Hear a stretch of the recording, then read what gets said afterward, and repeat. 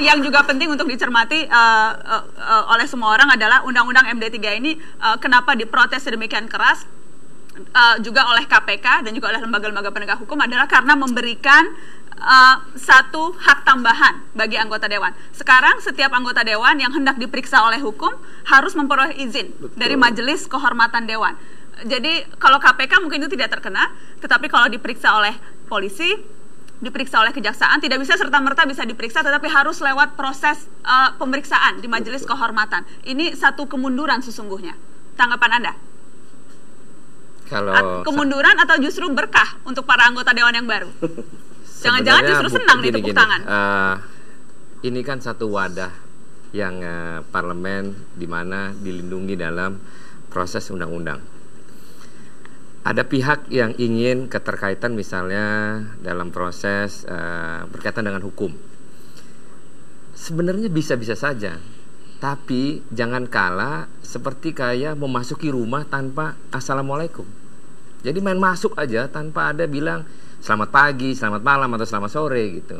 Tapi minimal ada tata krama yang disampaikan. Toh akhirnya kalau memang melalui presiden mengatakan bilang silakan, tidak ada masalah sebenarnya. Jadi ini justru Anda memaknainya sebagai harus meminta izin dulu.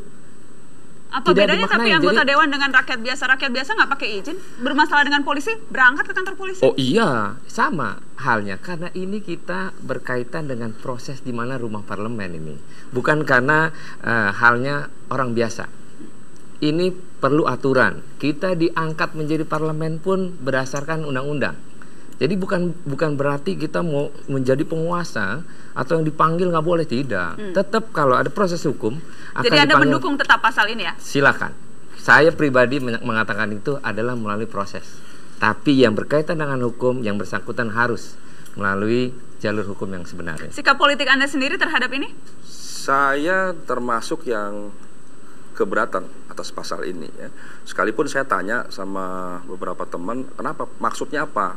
Maksudnya adalah supaya tidak ada semena-mena terhadap pemanggilan dan sebagainya. Sekalipun ternyata cuma 1 bulan umurnya. Jadi kalau 1 bulan pun tetap diperiksa. Seperti dulu Bupati 1 bulan. Diizinkan, tidak diizinkan Presiden. 1 bulan itu waktu yang cukup untuk menyembunyikan barang bukti dan melarikan diri ke Kolombia. Tidak. Jadi bagi saya adalah justru ini satu ketertinggalan. Harusnya ke depan anggota dewan itu kan representasi rakyat. Dia harus semakin dekat dengan rakyat. Wujudnya, aspirasinya, fasilitasnya, dia harus dekat karena dia bagian atau wakil dari rakyat. Jadi saya termasuk yang tidak setuju atas pasal ini. Tidak perlu imunitas. Yang salah tetap salah, yang benar tetap benar. Saya pernah mengalami disudutkan, dipersalahkan, tapi benar tetap benar. Oke. Jadi saya kira nggak penting ya. Yang penting adalah kebenaran itu sendiri. Oke.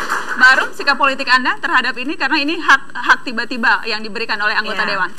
Saya dalam menyikapi pasal ini saya mendukung karena tadi saya setuju bahwa ini masalah etika dan tidak semerta-merta membuat anggota legislatif itu menjadi imun atau tidak bisa diperiksa.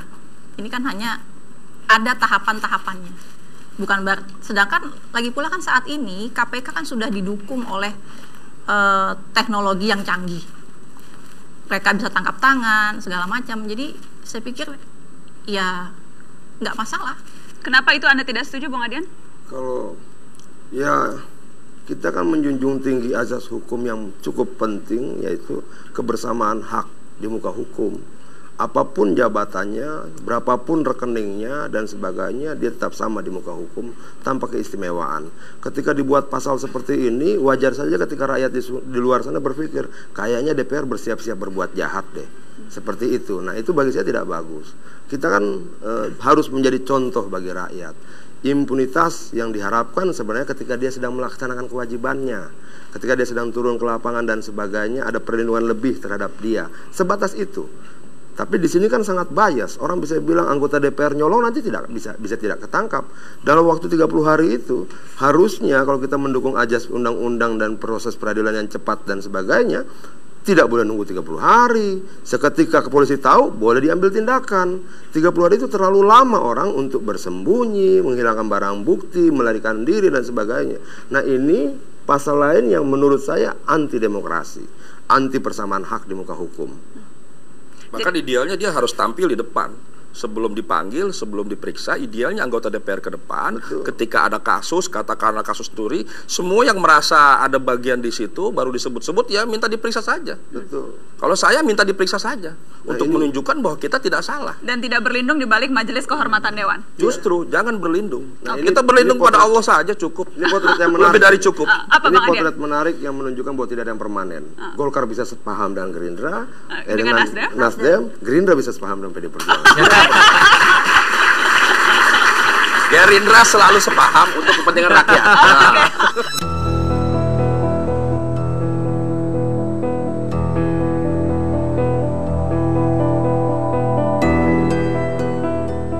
Bagi rakyat, politik bukan urusan koalisi atau oposisi, tetapi bagaimana kebijakan publik mengubah hidup sehari-hari.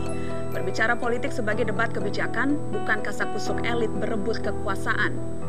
Kita ingin melihat perubahan, anggaran sektor publik yang maju signifikan. Jangan buat rakyat larut isu-isu kacangan sementara anggaran kesehatan kurang dari 3%. Tak usah berlomba adu mewah paling keren, sementara anggaran air dan sanitasi tak genap 1%. Mari kita mengubah makna politik agar lebih berorientasi kepada urusan publik. Menunggu wakil rakyat yang sadar posisi untuk berbakti, tak gampang mabuk jabatan dan materi. Telah berlalu show politik permainan citra, sebab rakyat sudah terlatih memisah dusta dari kata.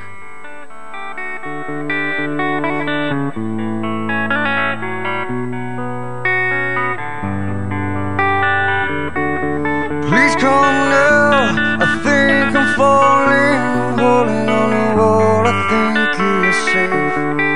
It seems I found the road to nowhere, and I'm trying to escape.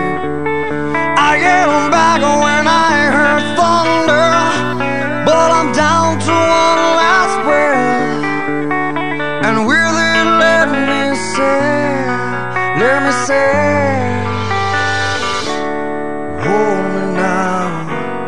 I'm 6 feet from the edge and I'm thinking